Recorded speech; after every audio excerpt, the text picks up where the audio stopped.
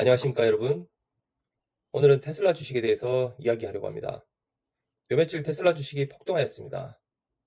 트럼프와 바이든의 TV 토론 이후 조금씩 상승하던 주식은 실적 발표 이후 폭등하며 주간 상승률이 약 25%, 30%, 정확히 잘 모르겠습니다. 25% 정도 되는 것 같습니다. 올랐고, 저도 테슬라 주주로서 매우 기분 좋은 한 주를 보내고 있습니다. 그럼 테슬라 주식은 갑자기 상승한 이유가 뭘까요? 저는 주식 유튜버처럼 주가 차트, 숫자 분석 그런 거 하면서 설명할 수 있는 수준은 아닙니다.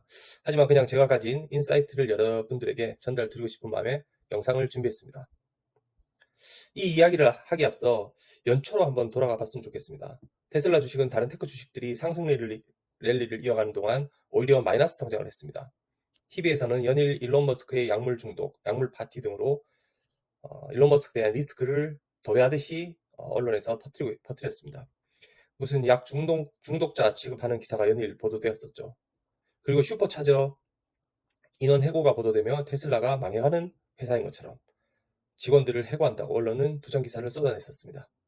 또 FSD 때문에 사람이 사망했고 이로 인해 일론 머스크에게 살인죄를 적용하여 기소해야 한다는 기사까지 나돌았습니다. 과연 이런 일이 왜 생기는 걸까요? 이제 제 구독자 여러분들이라면 그 원인을 감 잡았으리라 생각되지만 다시 한번 상세히 말씀드리겠습니다. 정답부터 말씀드리면 바로 정치입니다. 미국에서는 바이든을 지지하는 세력과 지지하지 않는 세력, 일론 머스크는 바이든을 지지하지 않는 세력에 있는 사람입니다.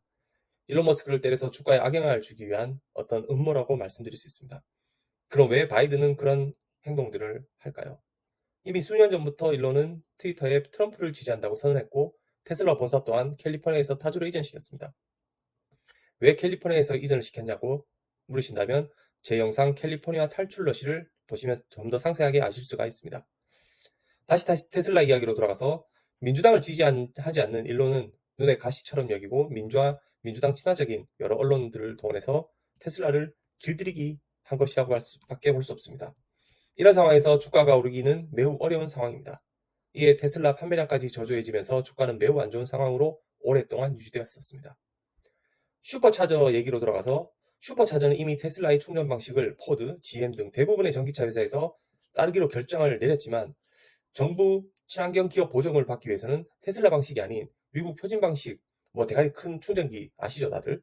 그걸로 진행해야만 한다고 고집하고 있고 이에 일론은 슈퍼차저 사업을 정리하는 초강수를 두면서 맞대응하며 신경전을 여러 기간 동안 펼쳤다고 보시면 됩니다.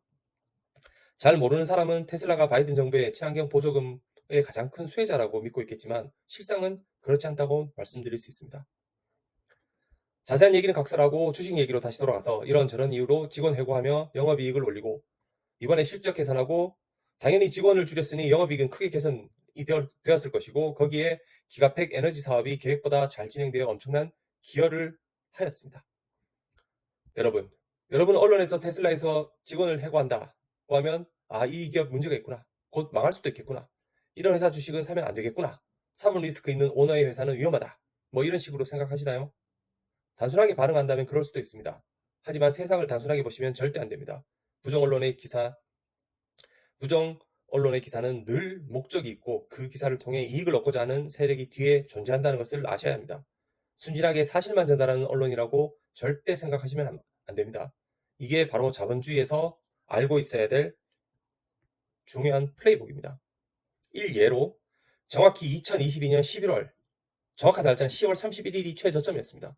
메타, 즉 페이스북의 주가를 살펴보면 주가는 바닥, 즉 90불 찍었고 아마 100불, 90불 정도 될 겁니다. 그리고 상승한 금리로 인해 직원을 해고한다는 기사가 언론을 도배한 적이 있습니다. 그리고 정확히 1년 후 메타의 주식은 어떻게 되었을까요? 정확히 3배, 300불로 치솟았고 현재는 5배 상승하며 500불의 주가를 유지하고 있습니다. 만약 반응밖에 할 수 없는 수준의 기업이라면 당연히 바로 망했겠죠. 하지만 우수한 기업은 미리 대응을 합니다. 금리가 올라가서 기업의 수익이 악화될 것이 예상되면 미리 직원을 해고하여 즉각 대응하고 다음은 큰 수익을 만들어 회사의 재무조를 개선시킵니다. 이는 곧 주가에 반영되고 큰 주가 상승을 만들어냅니다. 이는 주주들에게 큰 시세 차익을 볼 수 있는 기회를 제공하고 장기 투자자에게는 배당으로 보답하는 것입니다. 이것이 미국식 자본주의입니다. 이런 논리로 생각해보면 테슬라의 주가 상승은 당연한 결과입니다. 이미 일론은 작년에 올해 어려운 한 해가 될 것이라며 이사회에 공언했었고 고금리로 차량 판매가 어려울 것을 예측했습니다. 현재 차량 대출 금리는 약 7% 정도 수준입니다. 그리고 온갖 고의적 악재로 주가가 가치보다 더 낮은 수준을 오랫동안 유지하고 있었습니다. 하지만 기업의 펀더멘탈은 전혀 변한 것이 없고 전기차의 향상된 제품력과 하이랜드 신차의 우수한 시장 반응, 그리고 에너지 사업에서의 기대 이상으로의 선전 등으로 영업이익이 크게 개선되고 있었습니다. 이 상황에서 트럼프 바이든의 TV 토론은 투자자의 심리를 움직이기에 충분했습니다. 속된 말로 테슬라가 트럼프 테마주가 된 셈인 거죠. 진짜 테마주라고 얘기 드리는 건 아닌 거 아시죠? 앞으로 엄청난 밸류가 주가에 반영될 때 우리의 상상을 초월하는 주가가 나올 것이라고 예상됩니다. 기업의 펀더멘탈은 변함이 없고 이익은 개선되고 신사업에서 실적이 아주 좋은데 투심만이 저조한 상황이었다면 이것이 바로 테슬라의 상황이었다고 말씀드릴 수 있습니다. 저는 여러분에게 투자를 부추기거나 리딩을 하는 사람이 아닙니다. 제가 경험한 자본주의 사회에서의 언론을 이해하는 방식과 대응하는 방법을 공유하고자 하는 마음뿐입니다. 결론, 언론에 반응하지 말고 대응하라. 언론의 부정적 기사에 이익을 얻는 세력을 찾아라. 매크로 환경을 늘 고민해라. 마이크로보다 매크로를 이해하고 매수 타이밍을 찾아라. 끝. 도움되셨다면 구독, 좋아요, 알림 설정 부탁드립니다. 감사합니다.